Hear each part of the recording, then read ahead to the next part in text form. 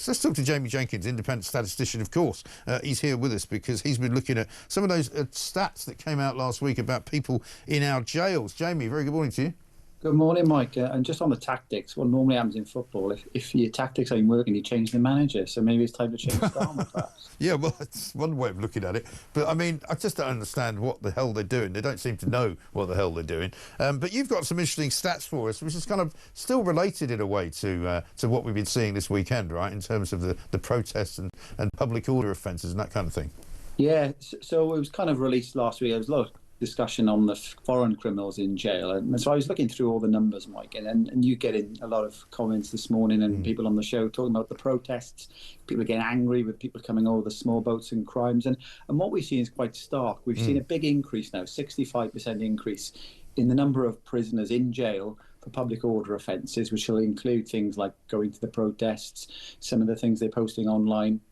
So we've kind of always seeing now under Keir Starmer, Mike, a bit of a situation now where we're locking up opinions and we're letting out offenders, because this 65% increase means we've got now over 3,100 people in jail.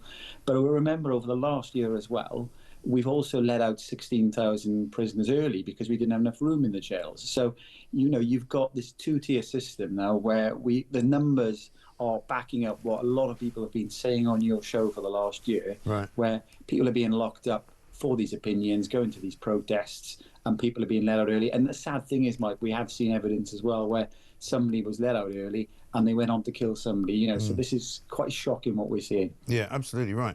And in terms of these people who are being, I suppose you might not know the answer to this, but in terms of people who are being locked up for this public order stuff, does it tend to be people who haven't really been anywhere near a prison before? Well, we don't know that. We just got the bare figures, Mike. But if you track the figures for the last 10 years, as you watched the government publish last year, they were hovering quite flat for about, 10. They started creeping up a little bit in the last couple of years, but marginal. And then I've got a kind of a chart on my website, and it just shows that this massive rocket up as soon as Starmer came in. Now, it did coincide with the riots, but you've got to remember then that Starmer launched this National Violent Disorder Programme. He was, encouraging the police to clamp down on this. And we've seen more arrests over the weekend. We've got the online safety bill, which might see more arrests again that's come in because of the kind of policing of free speech. And it's quite stark. I've never seen, the only thing I've seen where it's rocketed up over the last year are things like the job losses as well, Mike. So, these are kind of quite stark statistics.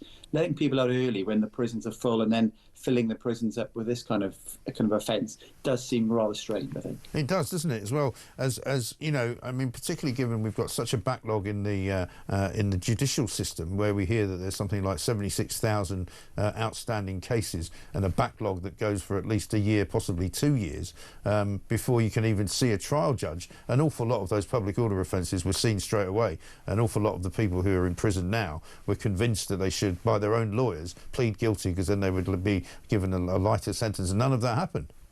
Yeah, and that's quite an important point what you said there, Mike, that a lot of people were scared. People who have never really been in trouble with the police pled guilty. We had an instance in South Wales where I am, where somebody they said, oh, no, I'm not guilty. I'm going to go to court on this. They went all the way to court. Took a while. They were in prison for part of the time. But as soon as they went to court, Mike, they had the trial.